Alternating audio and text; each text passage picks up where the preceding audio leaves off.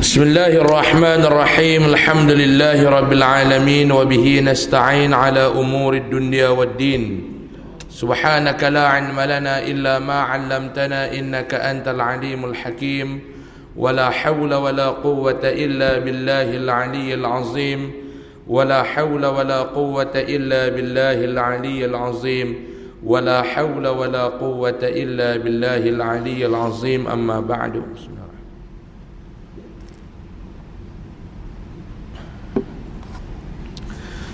قال الله سبحانه وتعالى أعوذ بالله من الشيطان الرجيم بسم الله الرحمن الرحيم ومن أحسن قولا ممن دعا إلى الله وعمل صالحا وقال إنني من المسلمين صدق الله العظيم. بسم الله ما شاء الله لا يسوق الخير إلا الله. بسم الله ما شاء الله لا يصرف السوء إلا الله. بسم الله ما شاء الله ما كان من نعمة فمن الله. بسم الله ما شاء الله لا حول ولا قوة إلا بالله العلي العظيم ولا حول ولا قوة إلا بالله العلي العظيم ولا حول ولا قوة إلا بالله العلي العظيم أما بعد. Muslimin dan muslimat yang dirahmati Allah Subhanahu wa taala, alhamdulillah. Pada malam ini dapat sama-sama kita meneruskan pengajian kita melalui kitab 40 hadis jalan ke syurga. Kita sampai pada muka surat 78. Kita sampai pada muka surat 78. Selamat dari sifat takabur, khianat dan berhutang ketika mati. Nabi nak bagi tahu kepada kita, tuan-tuan, kita ni masalah dalam hidup ni dia akan jumpa juga dengan saat kematian. Ini kita tak boleh nak elak. Buat macam mana pun tak boleh nak elak. Mati ni dia bukan pilihan. Kalau pilihan mati ni mudah. Nak mati ke tak mau. Kalau ada pilihan, sudah semestinya orang dia takkan memilih jalan untuk mati. Yang ni confirm. Tak ada siapa pun yang dalam hidup nak minta dia untuk mati. Tak ada siapa. Sebab tu kita ni duk minta, Ustaz, doalah makcik panjang umur, Ustaz nak. Doalah minta saya ni panjang umur, Ustaz nak. Mau minta panjang umur. Tak ada pernah pun saya dengar dalam hidup saya sekali orang mai, Ustaz, doalah minta saya mati cepat. Tak ada. Yang duduk hap dalam ICU tu pun, kalau dia boleh bercakap, dia akan kata, tolong doakan saya panjang umur. Semua orang nak panjang umur. Sebab tu saya katakan tadi, kematian, saat kematian bukan pilihan. Kalau pilihan, nescaya orang tak ada seorang pun yang akan pilih untuk mati. Tapi kita ni ada pilihan yang Allah Ta'ala bagi. Apa dia? Nak mati dalam keadaan yang bagaimana? Sama ada mati dalam keadaan yang baik, nama dia husnul khatimah, ataupun mati dalam keadaan yang buruk, nama dia su'ul khatimah. Itu yang kita duk minta setiap kali lepas semayang. Allahumma khtim lana bihusnil, Allahumma khtim lana bihusnil wala takhtim alaina bisu'il. Semua kita minta. Nabi kata, bila nak mati ni, 3 perangai ni kena buang dalam hidup. Baik, apa dia? An Thawban maula Rasulullah sallallahu alaihi wasallam. An Rasulullah sallallahu alaihi wasallam annahu qala, man faraqa ar-ruhul jasad wa huwa bari'un min 3 dakhala al-jannah min al-kibr wal ghulul wad dayn aw kama qala. رواه الترمذي والحاكم وقال صحيح على شرط البخاري ومسلم. Daripada Thawban maula Rasulullah sallallahu alaihi wasallam, hamba kepada Nabi sallallahu alaihi wasallam, Thawban. Seorang yang hebat, tuan-tuan. Nabi jumpa dia satu hari, Thawban. Nabi tengok dia dalam keadaan kurih kering. Nabi tanya dia, Thawban, pasal apa yang kurih kering ni? Tak sihat ke? Dia kata, tak ya Rasulullah. Lepas tu nampak kurih kering ni pasal apa? Sauban jawab, kerana aku rindu kepada kamu ya Rasulullah. Hebat. Sauban kuih kering bukan kerana tak sihat, tapi kerana rindu dekat Nabi SAW. Hebat tak hebat tuan-tuan? Hebat. Kuih kerana rindu dekat Nabi. Kuih kerana teringat dekat Nabi SAW. Hebat tak? Hebat. Hebat tak Ustaz? Hebat. Hebat. Saya teringat kisah Sauban ni tuan-tuan. Saya nak kongsi dengan tuan-tuan. Satu hari, yang ni kita boleh ambil pengajaran lah daripada kisah Sauban ni. Satu hari Nabi SAW nak semayang subuh di masjid dia. Sauban ni dia akan ada satu tempat dia duduk ni. Tu dia tempat Sauban. Semua tahu dah itu tempat Sauban. Nabi duduk tepi tu. Sauban dia duduk tepi tu. Tapi pagi itu jadi pelik. Bila mana Nabi SAW nak pergi semayang, Nabi tengok Sauban tak ada. Nabi tengok Sauban ni tak ada. Nabi tanya sahabat Ridwanullah yang lain, ada siapa-siapa tak nampak Sauban? Tak ada ya Rasulullah, tak nampak. Sahabat lain jawab, tak nampak ya Rasulullah, tak nampak pun Sauban. Nabi kata tak apa, kita tunggu Ustaz. Takut dia terlewat ke apa nak sembahyang. Sebab dia ni 5 waktu sangat susah untuk meninggalkan salat berjemaah bersama dengan Nabi. Kalau ada betul-betul benda yang dia tak dapat elak, sakit ke apa, baru dia tak main. Sebab tu bila dia tak main tu, dia tak hadir ke solat jemaah, Nabi akan tunggu dia. Cara inilah tuan-tuan ni, hujan. Ramai yang tak main malam ni sebab apa dia? Hujan. Bukan tak ada kereta, malas nak bawa, payah pergi. Nabi duduk tunggu. Tunggu. Seorang sahabat main jumpa dekat Nabi, ya Rasulullah, waktu solat pun nak hampir lupus dah, nak habis dah. Waktu semayang ni nak habis dah ya Rasulullah. Apa dia tu?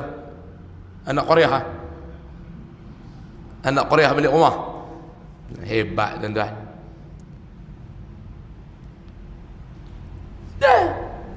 Nabi kata tak apa, jom kita semayang dulu. Dah waktu subuh pun nak habis dah, jom kita semayang dulu. Bila Nabi semayang, habis semayang, Nabi tanya dekat sahabat, siapa yang tahu di mana rumah Sauban?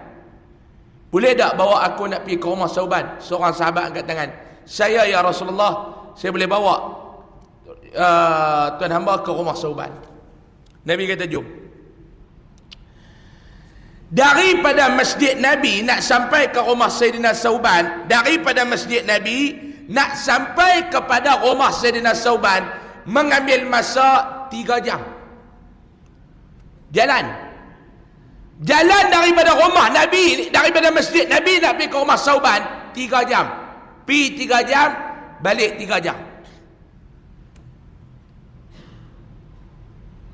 Tuan-tuan bayangkan 3 jam berjalan. Bukan naik kereta, bukan naik motor, bukan naik kereta api. Tak, berjalan 3 jam daripada rumah Nabi, daripada masjid Nabi nak sampai ke rumah Sauban, daripada rumah Sauban nak mai ke masjid Nabi 3 jam. 3 jam pi, 3 jam balik.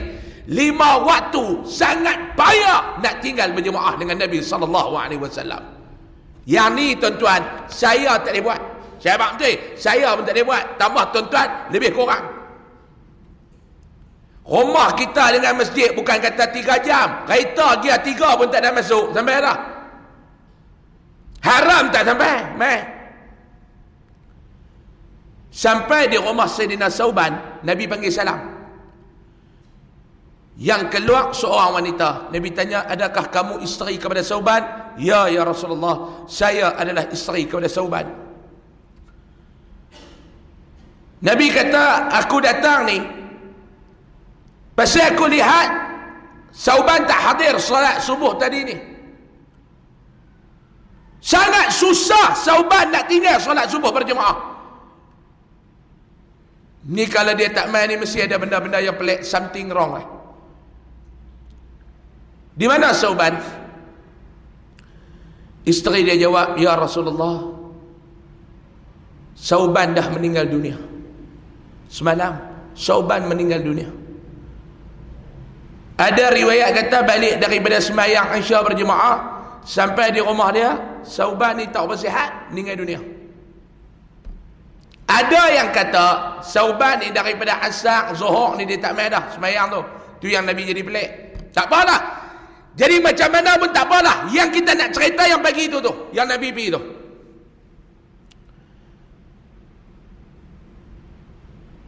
Nabi sedih bila dengar Sauban ni meninggal dunia. Nabi sedih. Siapa dia Sauban ni tuan-tuan? Maula Rasulullah sallallahu alaihi wasallam, hamba Nabi. Tapi hebat. Isteri dia kata, ya Rasulullah, Sauban dah meninggal dunia. Tapi yang masalahnya ya Rasulullah, yang aku rasa sedih ni ya Rasulullah, sebab sebelum Sauban meninggal dunia, dia sempat menjerit 3 benda. 3 benda Sauban ni menjerit. Yang pertama, Sauban kata apa dia? Kenapa dekat? Sebab apa tak jauh? Ni yang pertama. Sebab apa dekat? Kenapa tak jauh? 2. Kenapa lama? Sebab apa tak bau? 3. Kenapa separuh? Sebab apa tak semua? 3. Yang pertama, sebab apa dekat? Kenapa tak jauh? Yang kedua, sebab apa bau? Sebab apa lama? Kenapa tak bau? 3. Sebab apa separuh? Kenapa tak seluruh? Semua. Nabi kata 3 benda tu kan yang dia sebut sebelum dia meninggal. Ya, dia sempat, kalau orang Kedah kata bertempik lah, menyerik lah 3 benda ni. Ni yang aku risau. Habis daripada tu dia pun mengucap la ilaha illallah Muhammad Rasulullah, dia meninggal. Tapi sebelum dia nak ucap kalimah la ilaha illallah Muhammad Rasulullah, 3 benda ni dia sebut. Orang Kedah kata ni susah hati ni. Pasal apa jadi macam tu ni? Susah hati. Nabi kata, usahlah kamu bersusah hati wahai isteri Sauban. Yang pertama, Sauban berkata, kenapa dekat? Sebab apa tak jauh? Ketika mana Sauban nak meninggal dunia, Allah Ta'ala pamerkan kepada Sauban tentang pahala ulang alik dia solat berjemaah bersama dengan aku. Setiap langkah yang dilangkah oleh Sayyidina Sauban, Allah Ta'ala tunjuk masa tu. Sebab tu Sauban mengeluh, ya Allah, kenapa jarak daripada rumah aku ni nak ke masjid tu dekat? Sebab apa tak jauh lagi? Tu dia tuan-tuan. Tuan-tuan nanti nak mati, saya nak mati, Allah Ta'ala akan tunjuk ni tuan-tuan ni. Allah Ta'ala akan tunjuk.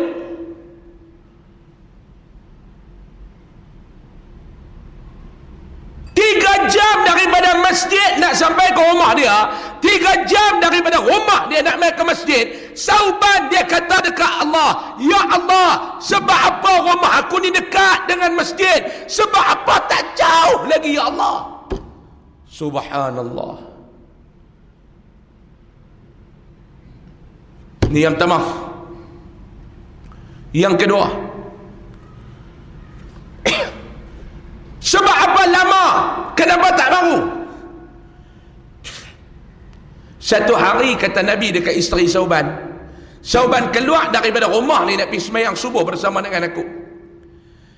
Kebiasaan Sauban dia akan pakai 2 helai baju. Yang pertama baju dalam dia, jubah dalam dia tu baru. Lepas tu dia ada baju dari luar. Baju luar ni baju yang agak lama, yang lusuh sikit.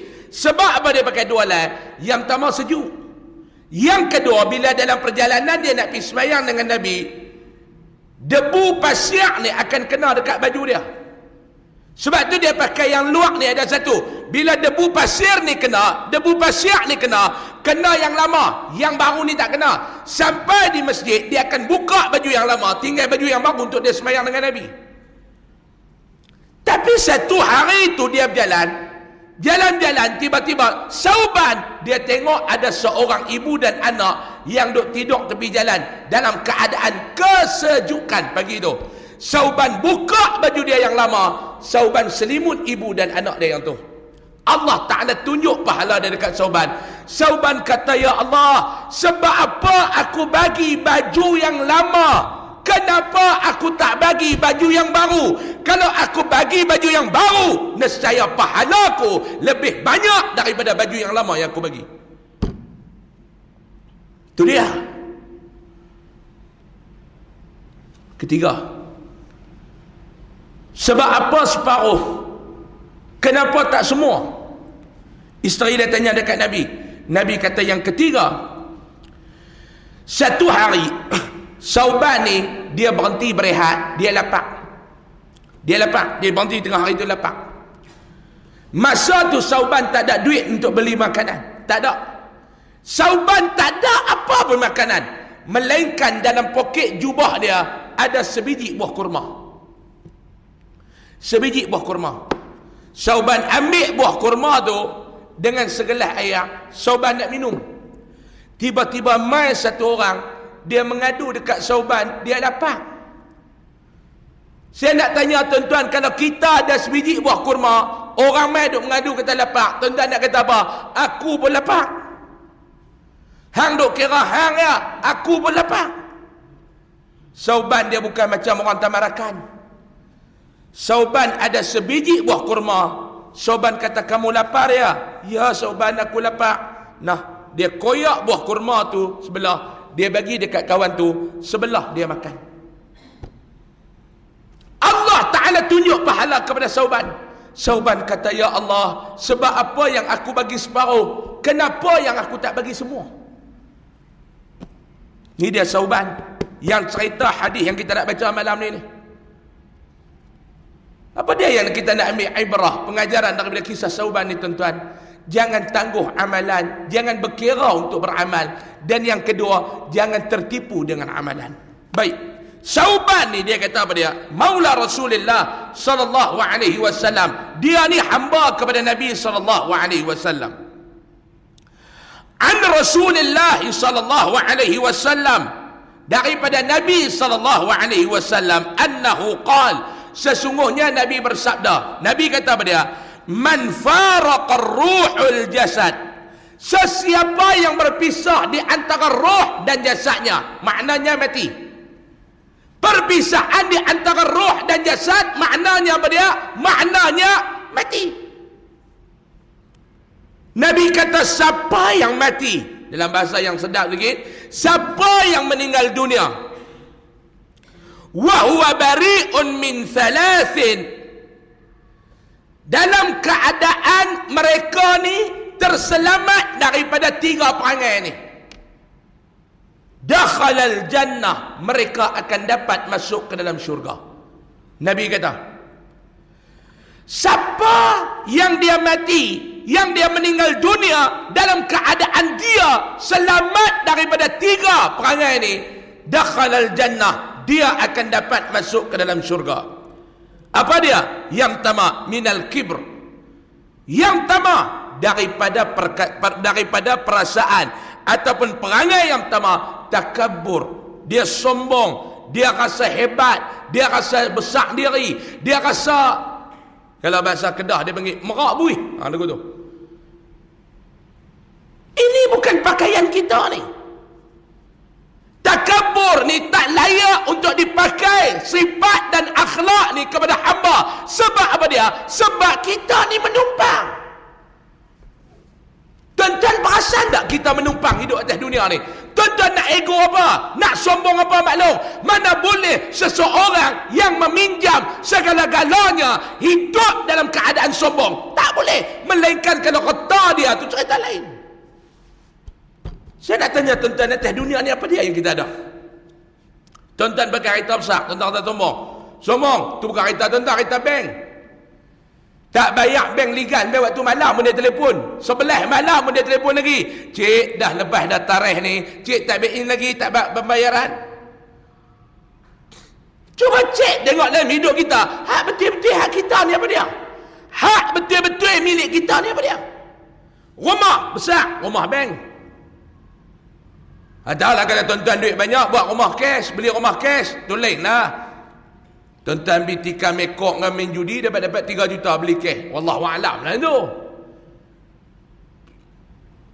Berhutang, saya berhutang, tuan-tuan berhutang. Berhutang ni cukup bulan dia semak ni Allah Ta'ala saja tahu. Berhutang, rumah berhutang, kereta berhutang, kereta kita pun berhutang, kereta bini pun berhutang. Apa dia yang tuan-tuan? Tuan-tuan masuk tengok TV, ion kredit. TV itu pun berhutang. Duk atas cushion sofa tu pun berhutang, kedai perabot. Apa dia hak tuan-tuan?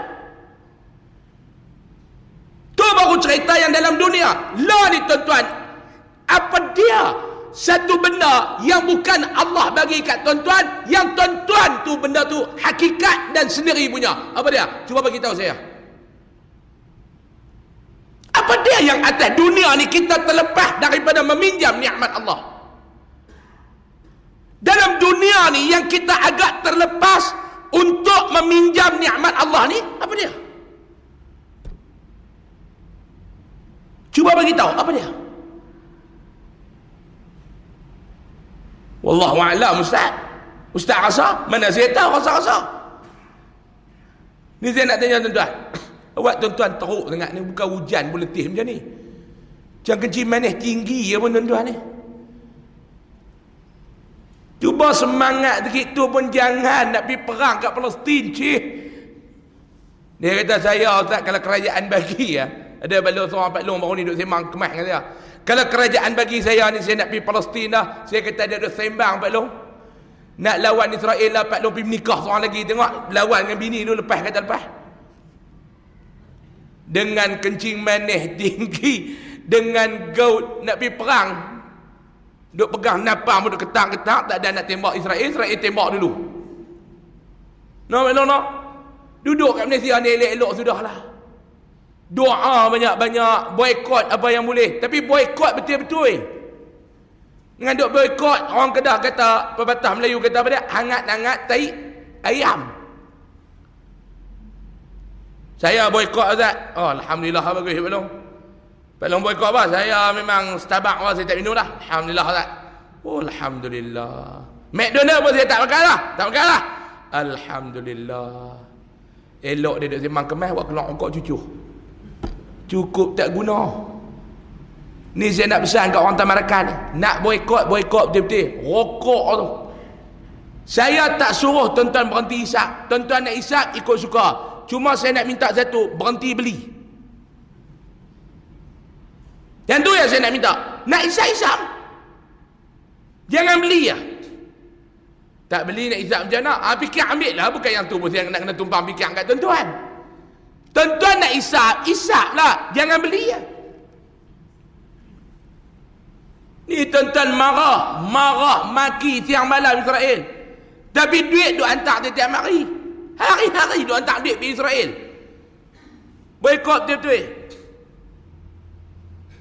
Balik malum. Apa dia yang kita dalam hidup ni tuan-tuan muslimin dan muslimat yang dirahmati Allah, yang kita terlepas daripada meminjam nikmat Allah? Kalau ada, silakan nak sombong. Tuan-tuan nak berkelip mata ni pun tuan-tuan pinjam nikmat Allah. Ni nak berkelip mata ni.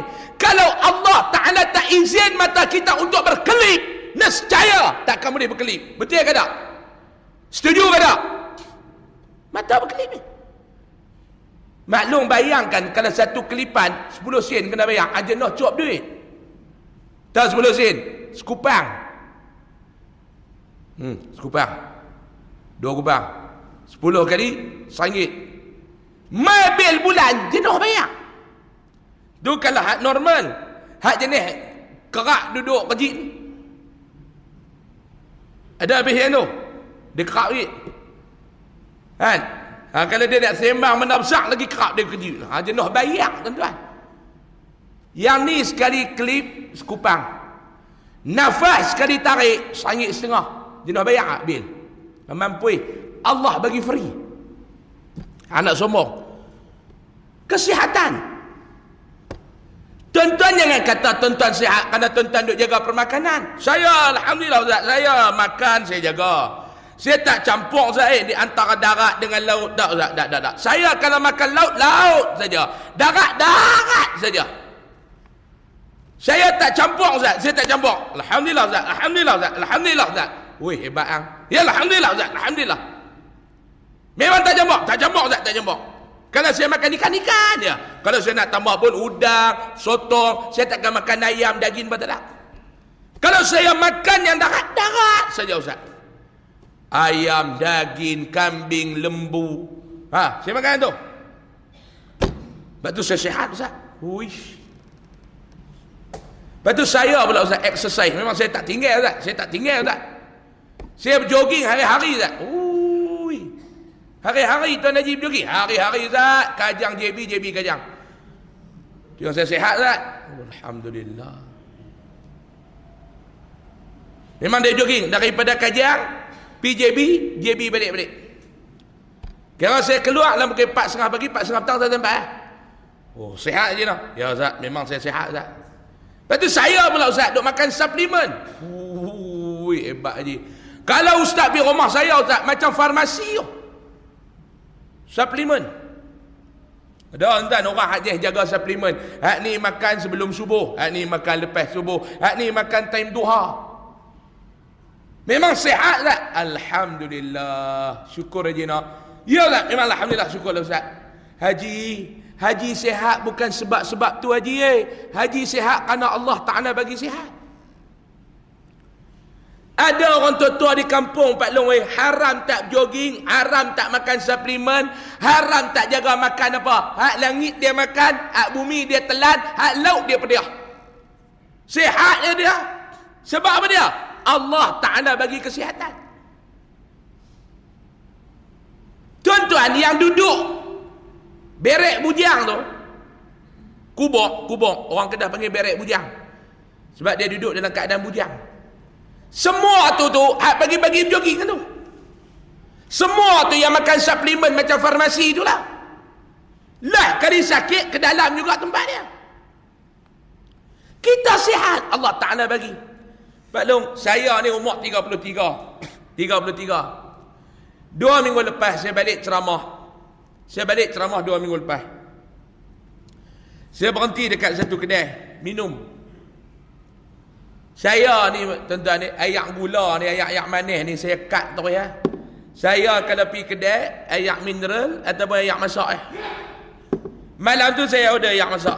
Kawan saya makan roti canai, bini dia makan roti canai, saya tak makan. Mai satu budak muda dekat saya. Dia mai, "Assalamualaikum Ustaz." Waalaikumsalam. "Oh Ustaz mai mana?" Baru balik ceramah. "Ustaz kenal saya?" Ish, tak perasan, minta maaf lah. Cuba cerita tengok. Kita berjumpa orang ni ribu. Tiap-tiap bulan menjumpa orang ni bukan puluh orang, ribu orang jumpa tiap bulan. Nak abang tanya lagu tu memang saya tak perasan, dan kita minta maaf lah. Bukan nak sombong. Memang tak perasan. Cuba cerita kat siapa?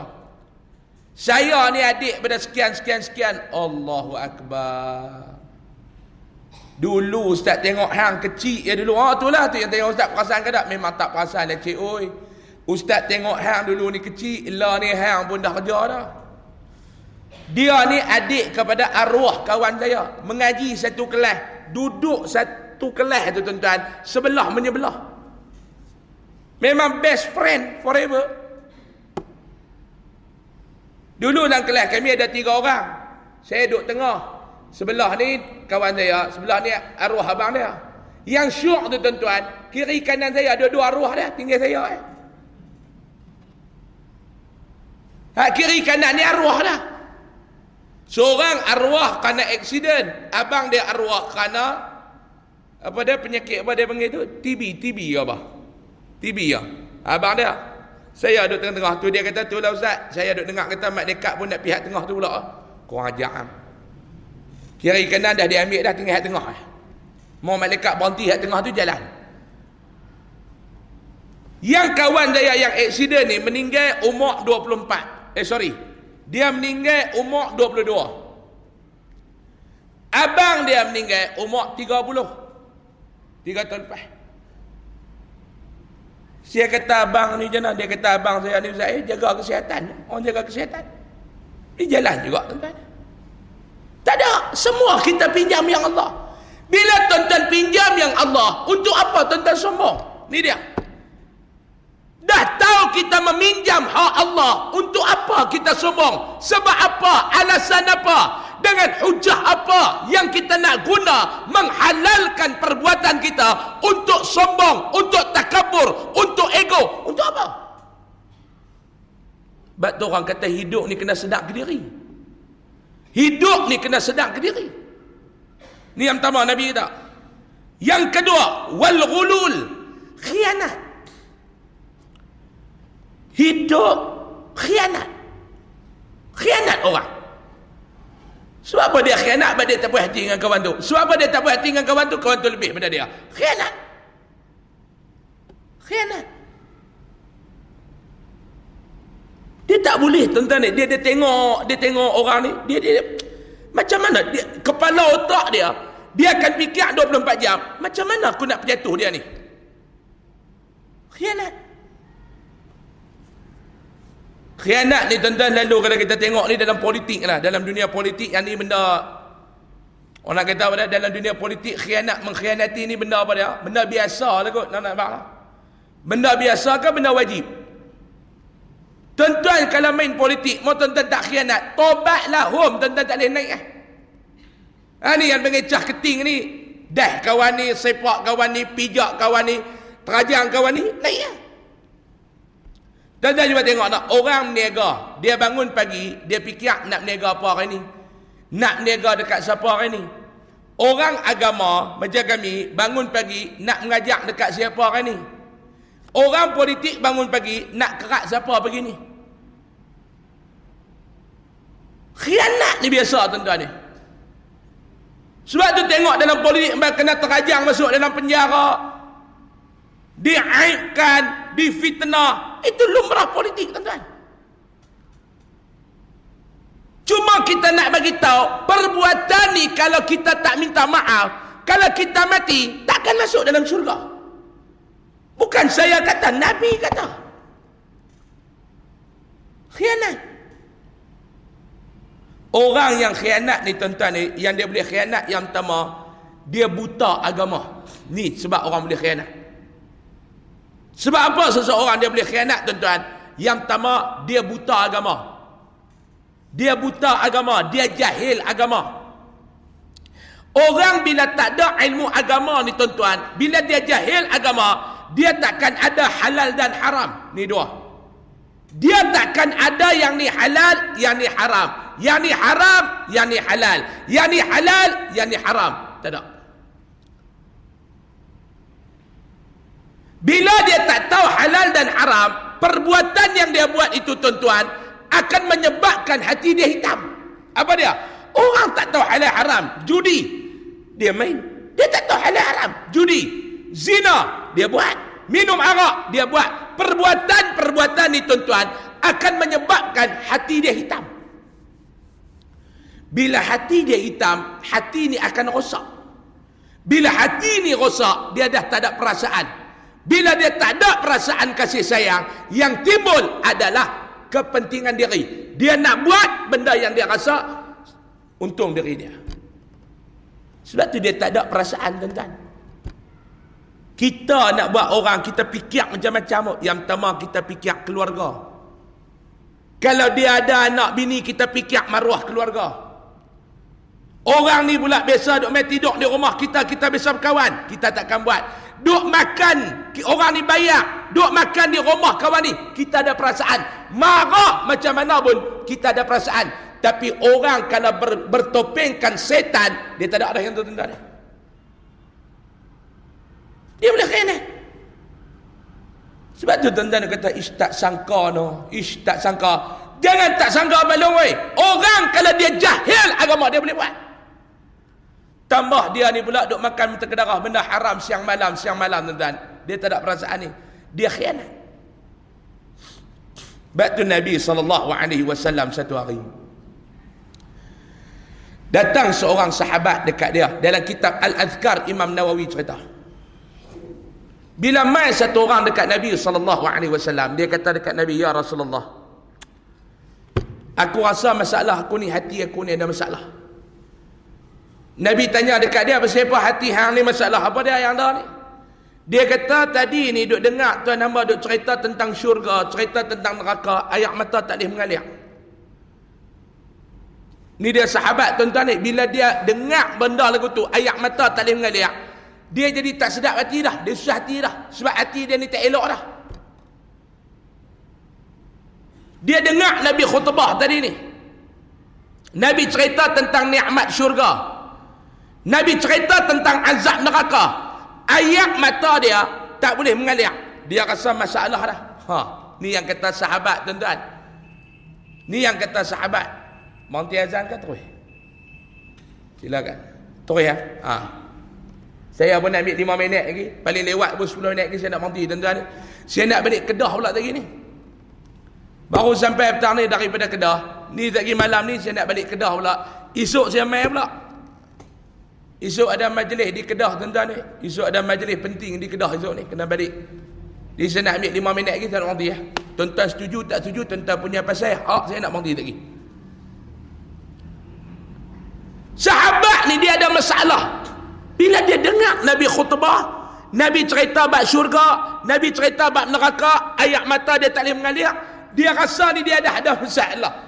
Tuan-tuan bayangkan, dengar khutbah Nabi cerita, lepas tak rasa perasaan, lepas rasa susah hati. Tuan-tuan bayang kalau sahabat hidup dengan tuan-tuan, dengar khutbah boleh lena. Duk cerita masalah syurga, cerita masalah neraka, tuan-tuan punya pasal lena. Lagi kacau, mereka boleh terkejut tengok panggil kita.